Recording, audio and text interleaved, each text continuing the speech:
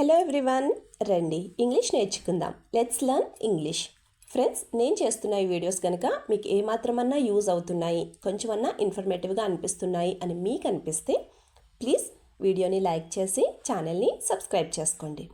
మీరు చేసే ఒక్క లైక్ అండ్ సబ్స్క్రిప్షన్ అండ్ కింద పెట్టే ఒక మంచి కామెంట్ నాకు ఇంకా మంచి వీడియోస్ చేయడానికి motivation. So friends, if you like the video please do like, share and subscribe to my YouTube channel. So ఇంకా లేట్ చేయకుండా let's dive into the video. Previous వీడియోలో అడిగిన GK question, what was the objective of operation Sindoor? Answer వచ్చేసి counter terrorism operation. మరి ఈ వాళ్ళ GK question, when did operation Sindoor starts? Answer కింద comment సెక్షన్లో కమెంట్ చేసి చెప్పండి. First sentence of this video, అన్ని తింటే కడుపు నొప్పి వస్తుంది.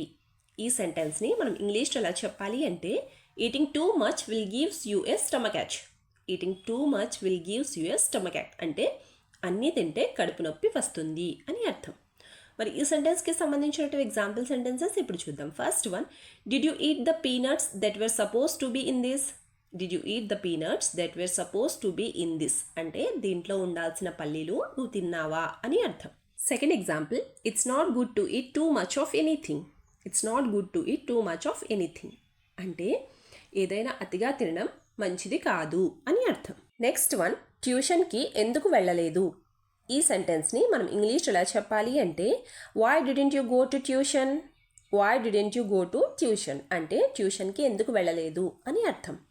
మరి ఈ సెంటెన్స్కి సంబంధించిన ఎగ్జాంపుల్ సెంటెన్సెస్ ఇప్పుడు చూద్దాం. First one, what are you doing at home without going to tuition at?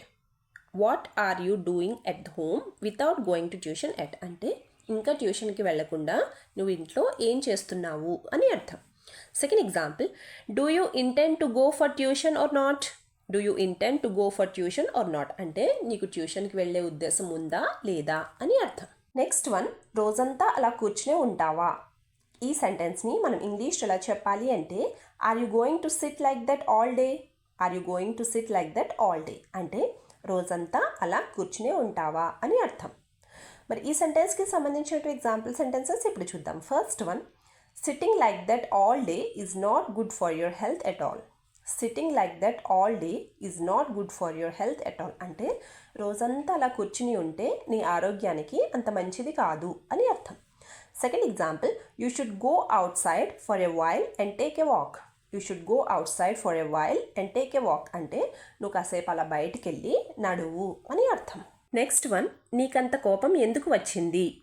ఈ సెంటెన్స్ని మనం ఇంగ్లీష్ ఎలా చెప్పాలి అంటే, why are you so angry? Why are you so angry అంటే నీకంత కోపం ఎందుకు వచ్చింది అని అర్థం. మరి ఈ సెంటెన్స్కి సంబంధించిన ఎగ్జాంపుల్ సెంటెన్సెస్ ఇప్పుడు చూద్దాం. First one, do you hit your friend when you get angry? Do you hit your friend when you get angry అంటే నీకు కోపం వచ్చినప్పుడు నువ్వు నీ ఫ్రెండ్ని కొట్టావా అని అర్థం. Second example, if you do that no one will even want to talk to you. If you do that no one will even want to talk to you అంటే నువ్వు కనుక అలా చేసుంటే ఎవరు నీతో మాట్లాడడానికి కూడా ఇష్టపడరు అని అర్థం. నెక్స్ట్ వన్, ఎప్పుడు కొట్టుకుంటూనే ఉంటారా? ఈ సెంటెన్స్ని మనం ఇంగ్లీష్లో ఎలా చెప్పాలి అంటే, are you two always fighting? Are you two always fighting అంటే ఇద్దరు ఎప్పుడు కొట్టుకుంటూనే ఉంటారా అని అర్థం.